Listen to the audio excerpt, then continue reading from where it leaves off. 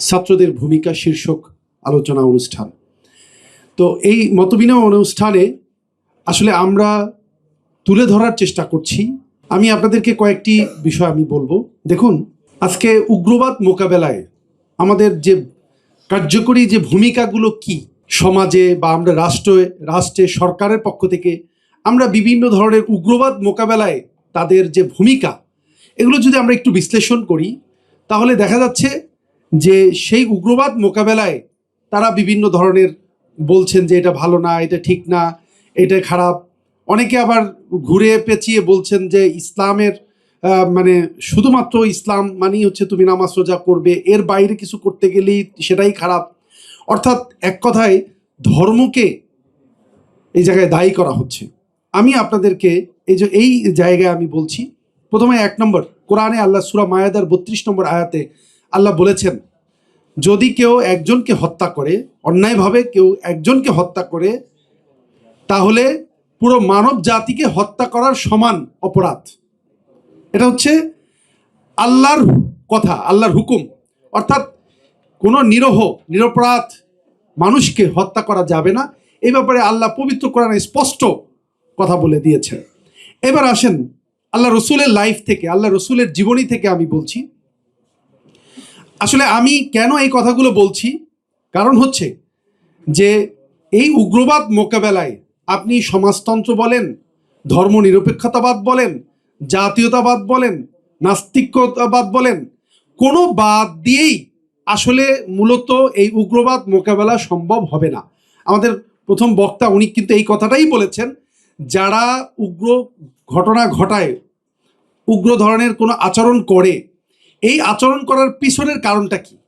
পিছনের কারণটা হচ্ছে তারা কোনো না কোনো আদর্শ দ্বারা উদ্বুদ্ধ, কোনো না কোনো তাদের নেতা রয়েছেন, তাদের আদর্শিক নেতা, তিনি বলেছেন যে এইটা তোমার ইমান, আল্লাহ রসুল পরকালের প্রতি যে ইমান আছে, এই ইমানের দায়িত্ব হচ্ছে যে ইমানই দায়িত্ব হচ্ছে যে যারাই ইসলামের বিরুদ্ধে বা অন্যান্য তোমার মতের বিরুদ্ধে কথা বলবে তাদেরকে তুমি আক্রমণ করবা, তাদেরকে তুমি হত্যা করবা, তাদেরকে জ্বালায় পুড়াই দিবা, এইটাই তোমার ইমানি দায়িত্ব, ইমানি কর্তব্য।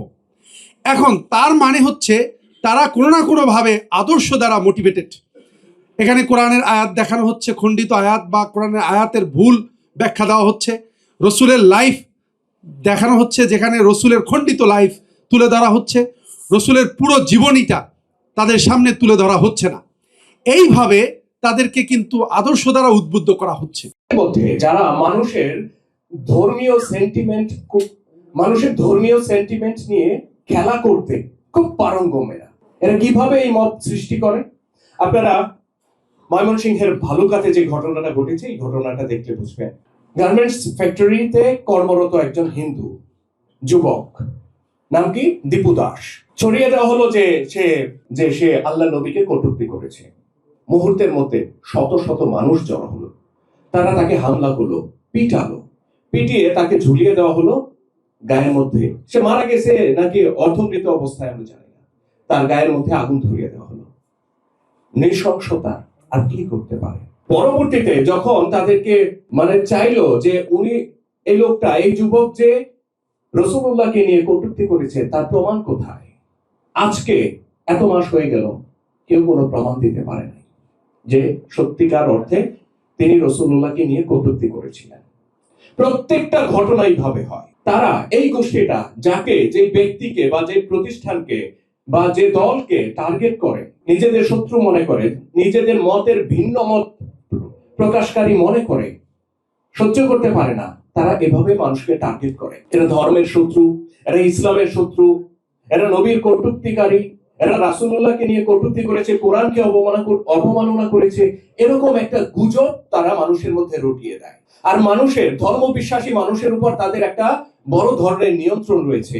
তাদের চিন্তা চেতনাকে এরা সাংঘাতিকভাবে প্রভাবিত করতে পারে। অতঃপর এরকম একটা গুজব রটিয়ে দিয়ে তৌহিদি জনতার ব্যানারে এরা একটা দাঙ্গা, একটা মব সৃষ্টি করে দেয়।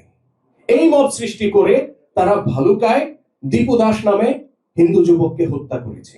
2016 সালে আপনারা ডকুমেন্টারিতে দেখেছেন। ঠিক একইভাবে মব সৃষ্টি করে হিজবুত তৌহিদের 2 জন সদস্যকে তারা হত্যা করে, জবাই করে, হাত পায়ের রক কেটে দেয়, শেষে গায়ে পেট্রোল ঢেলে আগুন জ্বালিয়ে দেয়। আজকে ডেইলি স্টারে সেই আগুন 2016 সালে যে আগুন জ্বলেছিল হিজবুত তৌহিদের সদস্যদের উপর, আজকে সেই আগুন ডেইলি স্টারে, সেই আগুনে পড়ছে আজকে গোটা বাংলাদেশ।